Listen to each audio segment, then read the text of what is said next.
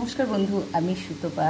তার সকাল সকাল চলে এসেছি। তা দেখুন, আজকে আমি আপনাদেরকে দেখাবো। দেখুন, এগুলো কিন্তু দেশি বাঁধাকপি। এই বাঁধাকপিগুলোর খুব টেস্ট, এগুলো একদম টাটকা। তাই আমি দেখুন এই দুটো বাঁধাকপি নিয়ে চলে এলাম। এই দুটোতে 500 আছে, আমার বেশি লাগবে না। তাই এই বাঁধাকপির তরকারি করব আর আপনাদেরকে দেখাবো। তা চলুন এটা কেটে ফেলি আর আমার সঙ্গে থাকুন। আর দেখুন আমি কীভাবে তরকারিটা করছি, তার সঙ্গে থাকুন আপনারা। তা দেখুন বাঁধাকপিটা এই দেখুন জিরে জিরে করে কেটে নিয়েছি, একদম সরু করে, খুব একটা মিহি করিনি কিন্তু কেটে নিয়েছি।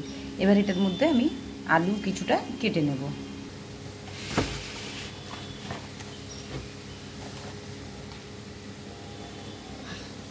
তা দেখুন বন্ধুরা, আমি কড়া বসিয়ে আমি কিছুটা সাদা তেল নিয়ে নিয়েছি। আমি আপনারা পারলে সর্ষের তেলে করতেন। তা দেখলাম যে আমার অনেকটা সাদা তেল এক্সেস হয়ে গেছে। তা ভাবলাম যে বাঁধাকপির তরকারিটা করে নিই, সাদা তেলও খুব ভালো লাগে। তা যাই হোক, করে নিচ্ছি এটাই। তাই এটা এবারে আমি আলুটা ধুয়ে রেখেছি, আলুটা ভেজে নেব। আচ্ছা দেখুন, আলুটা আমি ভেজে নিচ্ছি। নুন হলুদ কিছু মাখাইনি, ভেজার তেলেই দিয়ে দিয়েছি।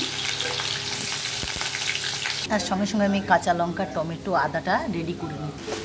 কাঁচা আদাটা এভাবে এগুলোকে ভেজে নেবো। আর যদি আমার ভিডিওগুলো ভালো লাগে অবশ্যই একটু শেয়ার করে দেবেন, তাহলে আমার একটু উপকার হয় আর ভালোও লাগবে। আর একটা লাইক করে দেবেন, যদি ভালো লাগে একটু কমেন্টও করে দেবেন।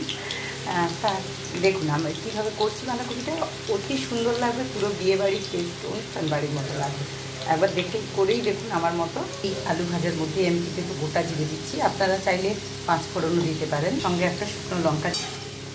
আলু তো ভাজা হয়ে গেছে, এবার আমি আদা বাটাটা দিয়ে দেবো। আমি আদা বাটাটা দিয়ে দিলাম। আমি আলাদা করে আলুটা তুলে রাখলাম না, তুলে চাইলে করতে পারেন, আমি আর তুললাম না।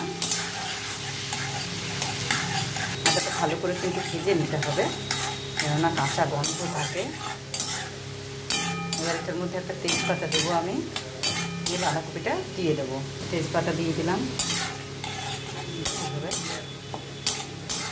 এর মধ্যে কেটে রাখা বাঁধাকপিটা দিয়ে দিলাম, ভালো করে দিয়ে দিলাম। এবার এটাকে নাড়াতে হবে। বাঁধাকপি কিন্তু ব্যাপার হচ্ছে, বাঁধাকপি টাইম লাগে রান্না করতে। মানে এই দিলাম এই নামিয়ে দিলাম তা কিন্তু নয়, বাঁধাকপি জল ভালো করে মাখতে হবে। আর একটু তেলও বেশি দিতে হবে, কারণ তেল না বেশি বেশি বলতে কি মানে পরিমাণের থেকে একটু বেশি আছে, না হলে বেশ ভালো লাগে না বাঁধাকপি, এটা কেমন সেদ্ধ সেদ্ধ লাগে।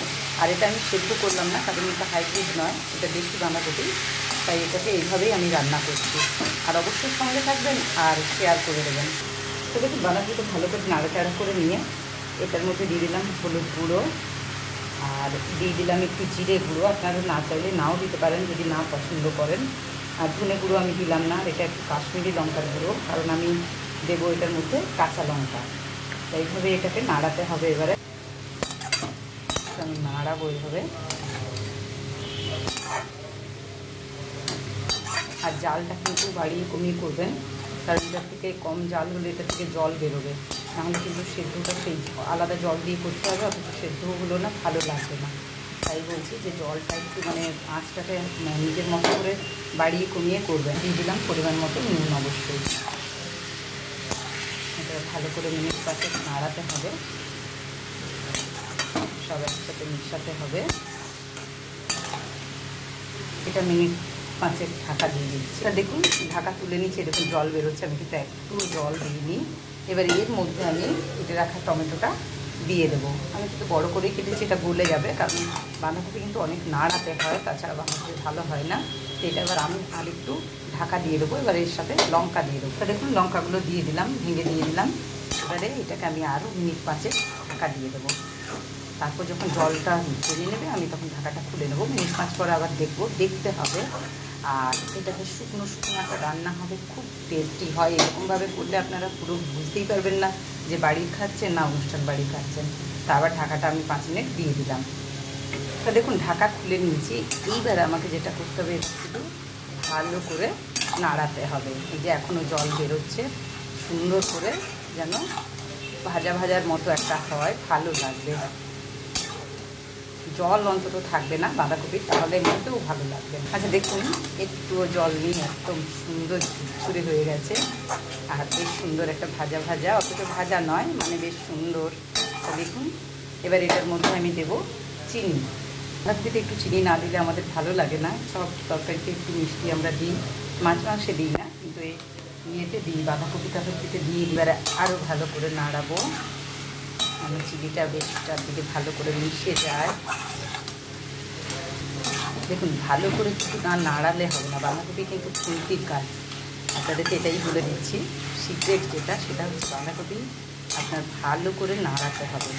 একটু তেল তেলে হলে ভালো লাগবে না, মানে যেন মনে হয় জল কাটবে, সেরকম বাঁধাকপি আপনাদের ভালোই লাগবে না। একবার এভাবে করে দেখুন, এক থালা ভাত খাবেন, লুচিও খাবেন, রুটি পরোটা সব খেতে পারবেন।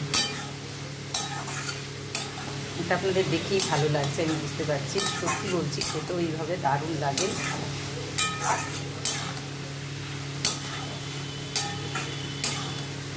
এইভাবে আবার মা বাঁধাকপি বানাতো, খুবই টেস্ট লাগতো, খুবই ভালো লাগতো, ঠিক এইভাবেই বানাতো, আর আমাকে এইভাবেই শিখিয়ে দিয়েছে আমার মা। একটা মায়ের হাতের রেসিপি বলতে পারেন, শেয়ার মানে ইয়ে।